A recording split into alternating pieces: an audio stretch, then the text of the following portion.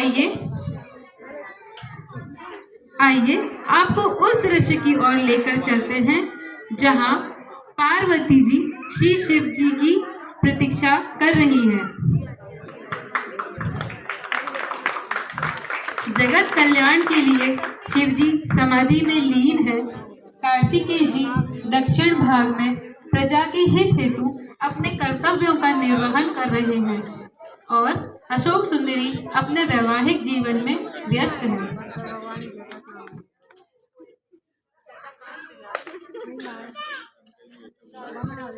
उक्त कारणों हेतु पार्वती जी अपने एकाकीपन को दूर करने के लिए एक ऐसे पुत्र की कामना करती है जो सदैव उनके साथ रहे, किसी कारणवश उनसे दूर ना हो, सदैव उनकी आज्ञा का पालन करे। दृश्य समाप्त होता है।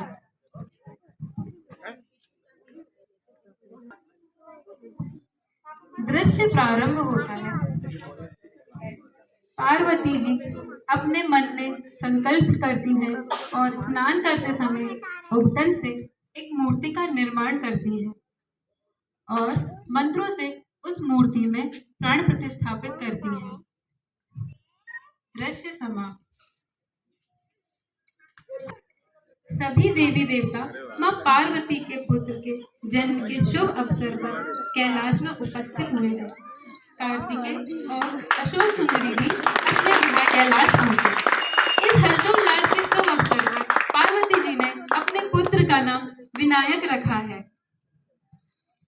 दृश्य समाप्त होता है। कुछ समय उपरांत पार्वती जी को यह ज्ञात होता है कि महादेव समाधि से लौटने वाले हैं। संपूर्ण कैलाश पर महादेव के आगमन की तैयारियां शुरू हो जाती हैं। सभी देवी देवता उनके स्वागत के लिए कैलाश पर एकत्रित होते हैं। दृश्य समाप्त होता है।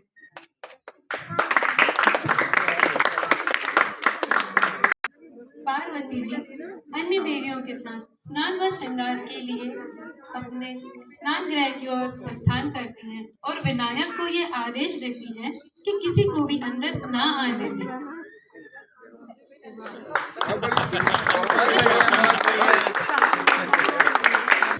यह दृश्य कुछ इस प्रकार है। यह पार्वती जी के स्नान कक्ष का दृश्य है जहाँ पर यमुना जी उनको कहती हैं, अरे देखो देखो पार्वती की मुस्कान तो देखो। फिर गंगा जी कहती है, तुम्हारे मुख पर जो छिपी हुई प्रसन्नता का कारण है हमें नहीं बताओगी?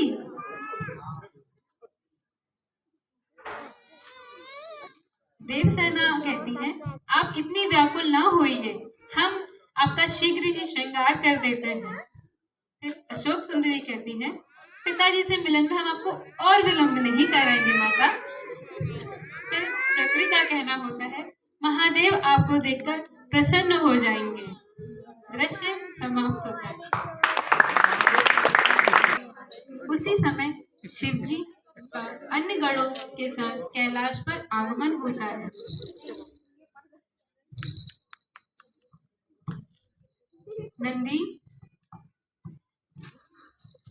नंदी महादेव को यह बताते हैं कि माता पार्वती जी ने अपने तंत्र और मंत्रों की शक्तियों से पुत्र विनायक को अवतरित किया है। अब शिव जी अपने पुत्र और माता पार्वती जी से मिलने स्नान कक्ष की ओर प्रस्थान करते हैं। दृश्य समाप्त होता है जहां शिव जी और विनायक का संवाद होता है। रुकिए, आप कौन हैं और आप इस ओर कैसे चले आ रहे हैं? शिव जी कहते हैं, विनायक पुत्र मैं तुम्हारा पिता हूँ। विनायक कहते हैं, ये कैसी बात कर रहे हैं आप जानते भी हैं आप क्या कह रहे हैं? क्यों, क्या हुआ पुत्र? विनायक कहते हैं, आपने मेरी माता को देखा है? वह कितनी सुंदर है, इस जगत में सबसे सुंदर है, राजकुमारी है वो। और आप एक बैरागी, गले में सर्प, तन पर भस्म, जटाधारी। भला आप मेरे पिता कैसे हो सकते हैं?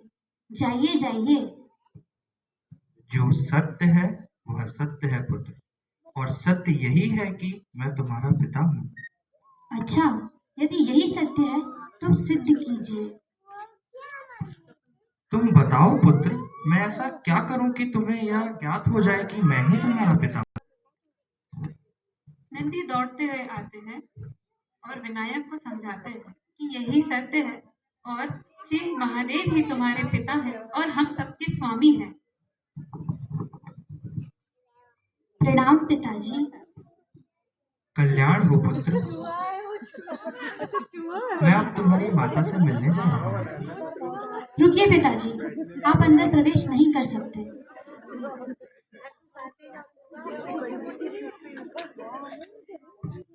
क्यों पुत्र?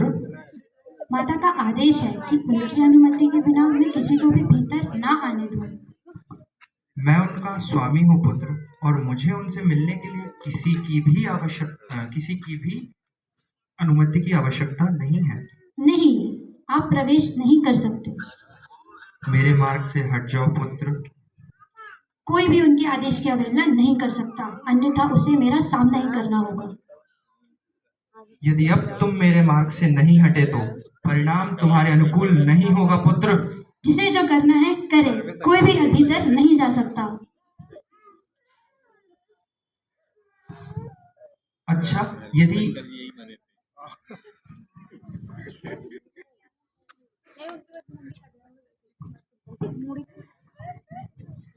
विनायक, यह अंतिम चेतावनी है, मेरे मार्ग से हट जाओ।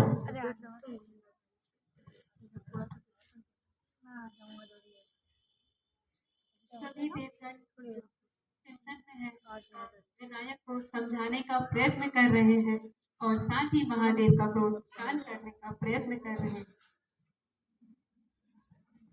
दृश्य समाप्त होता है। सभी देवगण नंदी व महादेव को समझाने का प्रयत्न करते हैं कि महादेव अपना क्रोध छोड़ दे और विनायक अपना हट को त्याग दे। विनायक अपना हट नहीं छोड़ते हैं और अपने हट से महादेव को अत्यंत क्रोधित कर देते हैं। विनायक के बाल हट के कारण महादेव का क्रोध अत्यंत चरम सीमा पर है, जिस कारण महादेव अपने ही त्रिशूल से विनायक के शीश को धड़ से अलग कर देते हैं। दृश्य समाप्त होता है। विनायक का शीश धड़ से अलग होते समय पीड़ा में अपनी माता को पुकारते हैं। पुत्र विनायक की पीड़ा से भरी पुकार सुनकर माता पार्वती जी व्याकुल हो उठती हैं और स्नान तक से अपने पुत्र की ओर भागती हुई बाहर आती है। माता पार्वती, विनायक पुत्र। माँ पार्वती विनायक की यह दशा को देखकर शोक में लीन हो जाती है। पार्वती जी, विनायक पुत्र उठो, तुम ऐसे छोड़कर हमें नहीं जा सकते हो।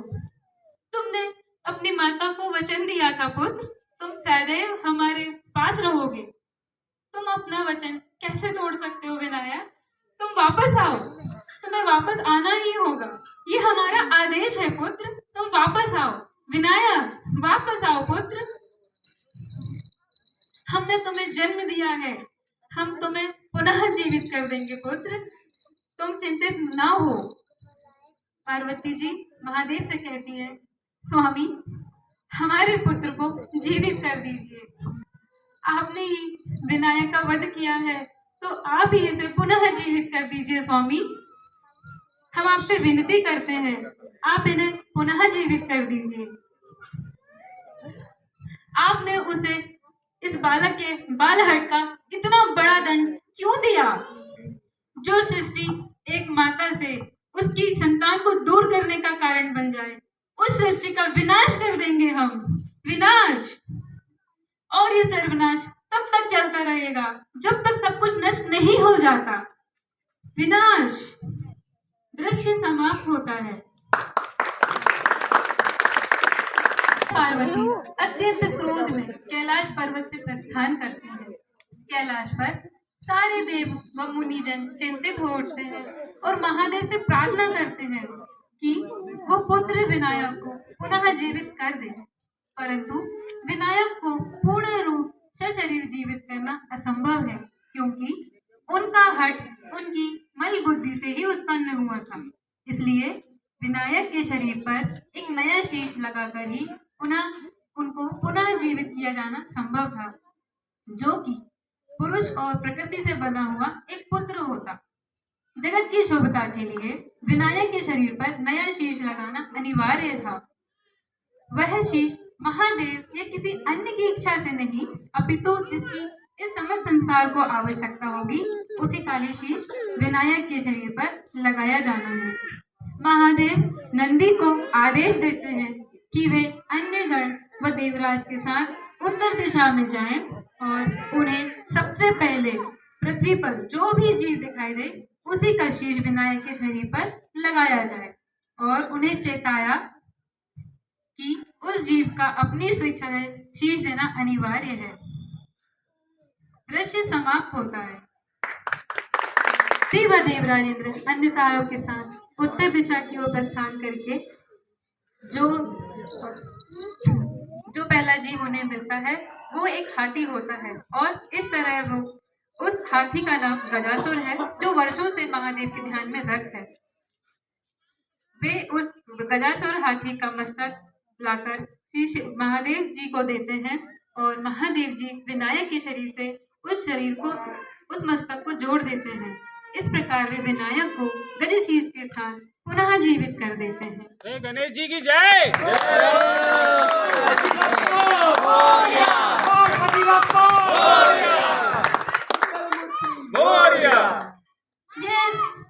यह समाचार माता पार्वती को प्राप्त होता है और वे पुनः कैलाश लौट आती है और विनायक के मुख से माता का स्वर सुनकर उनका सारा क्रोध शांत हो जाता है और वे अत्यंत प्रसन्न हो जाती है। दृश्य समाप्त होता है। का होने के कारण महादेव ने उनको गणेश व गजानन कहा।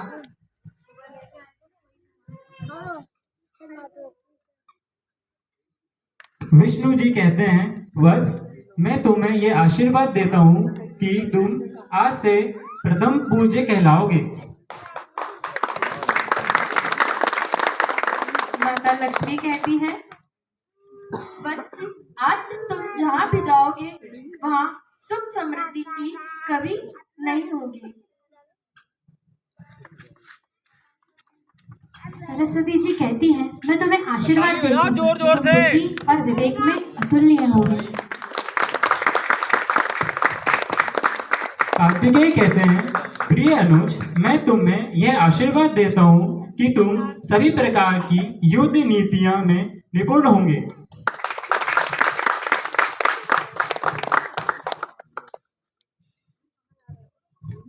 गंगा जी कहती है, पुत्र, तुम्हारे बिना कोई भी शुभ कार्य संपूर्ण नहीं होगा।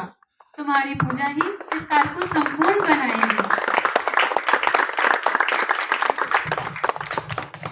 पृथ्वी कहती है, तुम सबके जीवन में खुशहाली लाएंगे।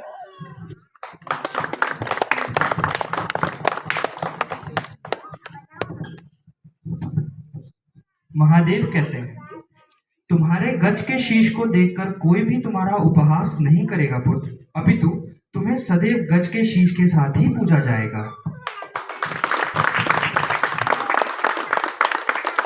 पार्वती जी कहती हैं, मैं तुम्हें एक ऐसा अस्त्र प्रदान करती हूँ जिससे तुम कभी पराजित नहीं होंगे।